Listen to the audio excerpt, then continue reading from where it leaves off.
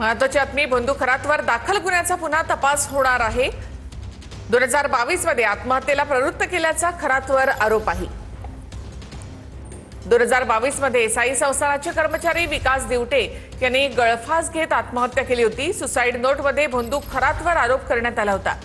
मयत विकास दिवटेंचा भाऊ राजेंद्र दिवटे यांची पुन्हा तपास करण्याची मागणी कोर्टाकडून मान्य करण्यात आली आहे। फिर्यादी म्हणतोय माझ्या भावाचा जो मृत्यू झाला त्या मृत्यूस कारणीभूत हा बंधू कॅप्टन खरातच आहे, परंतु त्याचं जे काही नाव आहे ते चार्जशीटमध्ये पोलिसांनी तपासात ते दाखल केलेलं नाही। आता त्याचं म्हणणं असं आहे की तो जो आहे आरोपी त्याला आरोपी करण्यात यावं, कारण तो त्या चिठ्ठीमध्ये थोडक्यात त्याच्या सुसाईड नोटमध्ये त्याचं प्रथम नाव आलेलं आहे। आणि असं करत असताना पोलिसांना त्यांनी एक फिर्याद दाखल केली आहे की पुन्हा पुरवणी चार्जशीट यामध्ये चांगला तपास करून हे पुन्हा न्यायालयात त्यांनी घेऊन गेलेले आहेत।